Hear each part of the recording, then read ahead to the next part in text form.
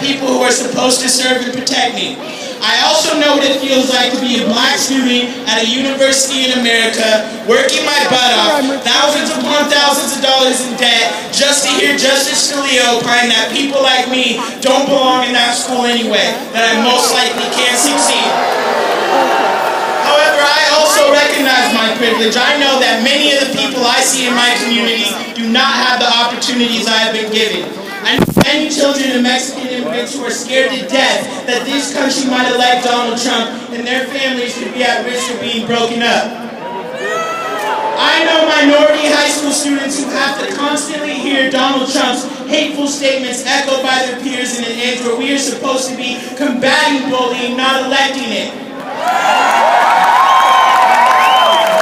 My best friend, who is full of talent and passion, had to drop out of college and put her dreams on the back burner because those dreams were no longer affordable. I have neighbors who can't even consider going to college because they were born in the wrong social class. I have friends who haven't been to a doctor in years because they cannot afford it, and I know that most of my close friends are scared that if they wear a hoodie in the wrong neighborhood, their little brother plays with a toy gun, or we grab our license too quickly when we get pulled over, the results could be an early funeral. And to top it all off, my generation is terrified to death that our planet might not be habitable for our children and grandchildren. These are not conditions in which one can pursue happiness. But we are rising up, and contrary to what some will have you believe, we are not rising up to take your guns, force you to gay marry, or hand over your guest bedroom to a Syrian refugee.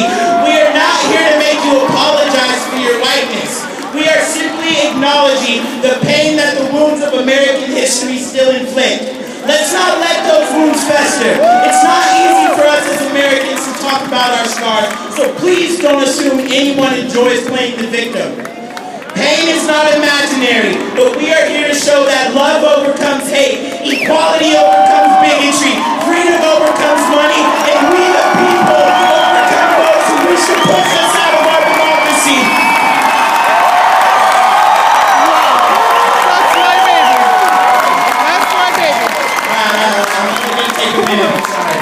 Now, sometimes we are characterized as being unaware of the importance of hard work, or that we just want free stuff and handouts.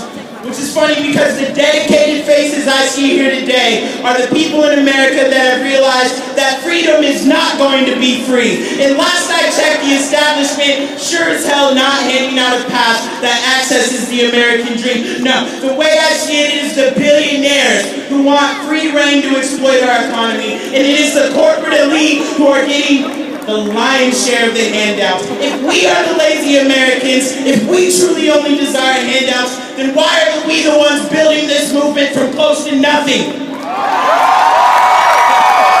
Why are we the ones willing to fight this uphill battle? I don't see laziness here today. I see action and I see progress.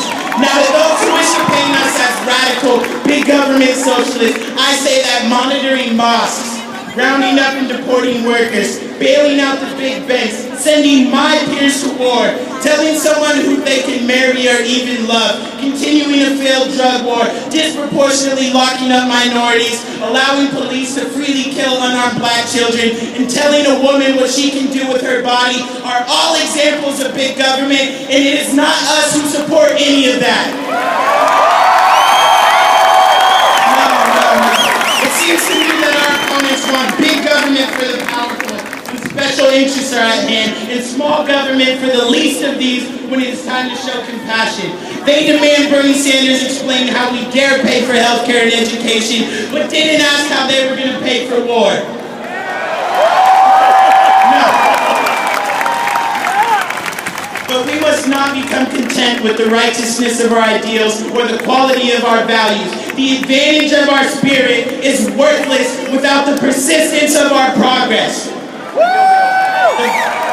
The burden I felt to give my peers a voice here today is the same burden we must use as our motivation to save our country. We must demand progress. In the words of my favorite president, the test of our progress is not whether we add more to the abundance who have much, it is whether we provide for those who have little. Shortly after he was interrupted in Seattle, I sat with Senator Bernie Sanders along with many leaders of our community who realized that black lives do in fact matter. He didn't ask us for our birth certificates, a price of admission, a photo ID, or our party affiliation. He just listened.